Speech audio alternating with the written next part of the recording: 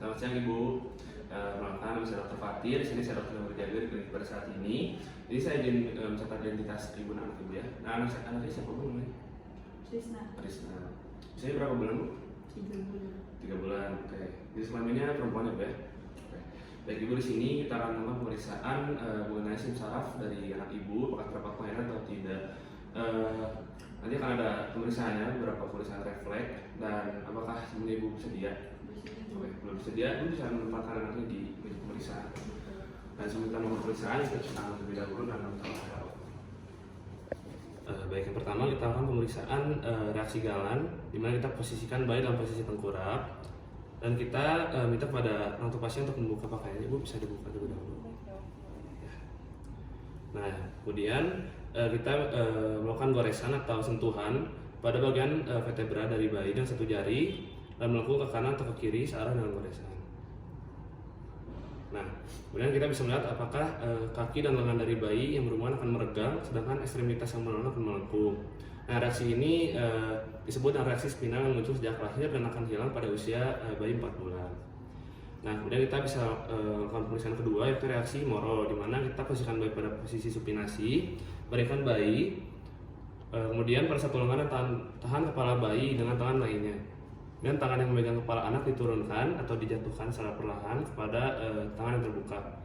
Dan kemudian kita lihat apakah lengan bayi akan ekstensi dan abduksi serta dari jari-jarinya apakah ada ekstensi. Nah, kemudian refleks ini ada pada sejak lahir dan akan hilang pada usia 6 bulan.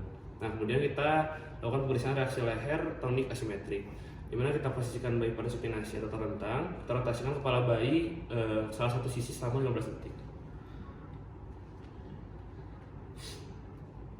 Nah, kemudian jika kepala anak diberikan ke satu sisi, ekstremitas sesisi dengan wajah akan teregang. Ekstremitas pada sisi oksipital kepala akan menekuk, dan inilah yang disebut posisi Vensar position. Nah, refleks ini ada pada sejak lahir dan akan hilang pada usia 3 bulan.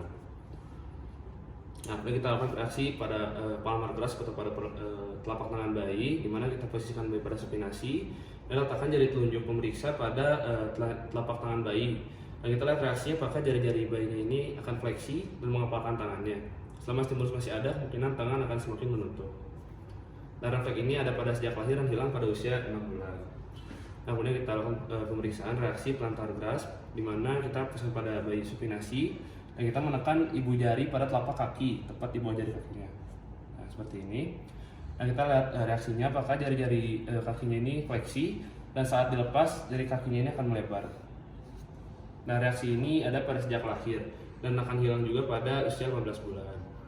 Kemudian ada reaksi parasut, di mana kita menggendong bayi dan menempatkan tangan pemeriksa pada perut atau pada badan bayi. Kemudian kita menurunkan kepala bayi relatif cepat ke arah bawah atau ke arah permukaan. Kemudian sebelum kepala mencapai permukaan, lengannya akan ekstensi seperti siap akan melompat. Dan kemudian terjadi perpindahan berat badan ke lengan. Nah, refleks ini baru muncul pada usia 8 bulan dan tidak akan menghilang. Nah, kita lakukan pemeriksaan extensor menyilang atau cross extensor, di mana posisikan bayi pada posisi supinasi dan kita fleksikan penuh salah satu ekstremitas bawah secara pasif. Nah, ekstremitas bawah sisi lainnya akan ekstensi dengan adduksi dan rotasi internal. Nah, refleks ini muncul pada saat lahir dan akan menghilang pada usia 6 minggu.